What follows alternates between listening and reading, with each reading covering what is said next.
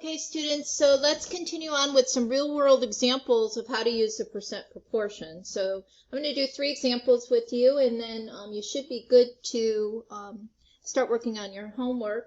So here we go. It says you had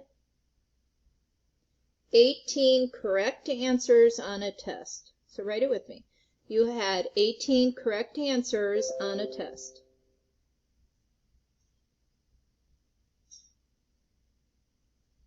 Your grade was 90%. Not bad, right? So your grade was 90%.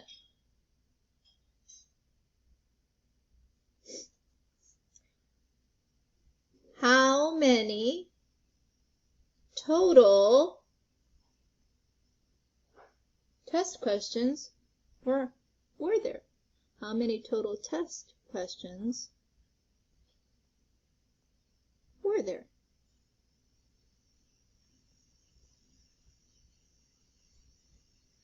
All right, so you had 18 correct answers on a test. Your grade was 90%.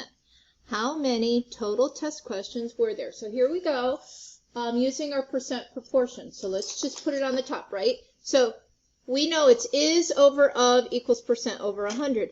But here's a case where it's not clear about the is and the of. Just know that the is represents your part over your total or your whole, and that's going to equal your percent over 100. So there are going to be times where you have to look for the part and the total. Think about it. A normal fraction would look like this. You'd have your part, then you would have your total. So when I read our problem, I told you to look for the percent, right? So you have the percent, so you know it's going to be 90 over 100. Look for that percent sign. Now you got to figure out, do you have the the part, or do you have the total? You had 18 correct answers. Not really sure. Look at the question, though. How many total test questions were there?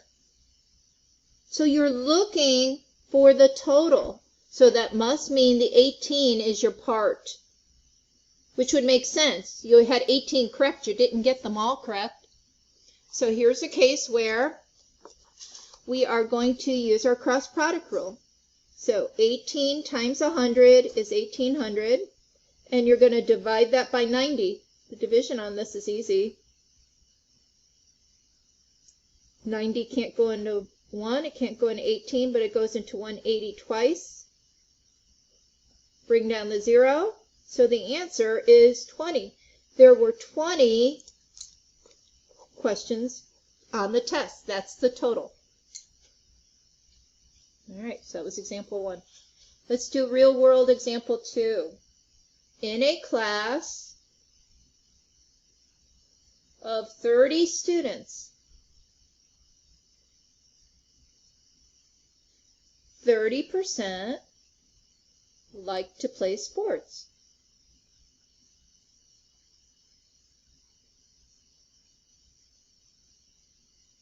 How many students like to play sports? Many students like to play sports. I know when I was a student, I liked to play sports. I used to be a softball pitcher. It's fun.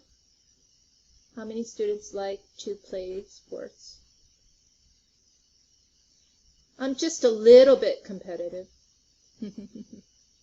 I am very competitive, guys. All right, here we go. You ready for it? If not, pause the video. It says, in a class of 30 students, 30% like to play sports. All right, so I told you look for the percent first, right? So the 30 goes over 100. Percent always goes over 100. So we need to know part or total. In a class of 30 students, isn't that our total? So the 30 goes in the denominator. That's what our total is. So it looks like we're looking for the numerator.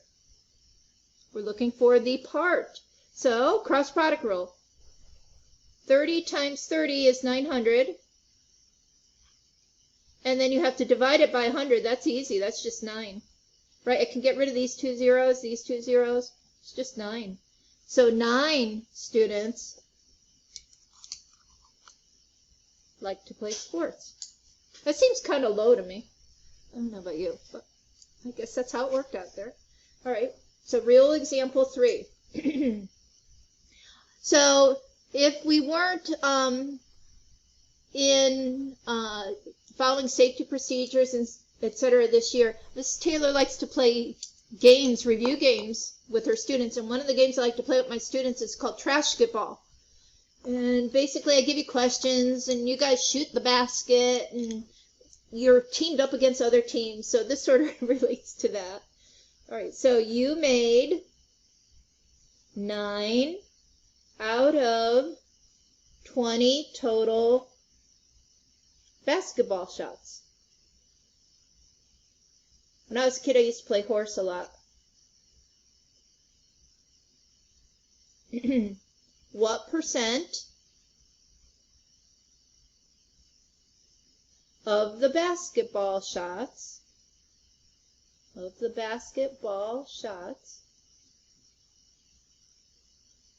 did you make? I'll repeat. And again, you could pause the video if you need to. You made 9 out of 20 total basketball shots. What percent of basketballs did you start? All right, so I said to start with the percent. Do you guys see the percent anywhere? No, I just see the word. We're looking for the x over 100. So then we look at this. It says 9 out of 20. 9 out of 20. This is our total. This is our part. 9 out of. This means out of, fraction bar. Okay. So with this one, what I see is I could use equivalent fractions. 20 to 100 is just times 5.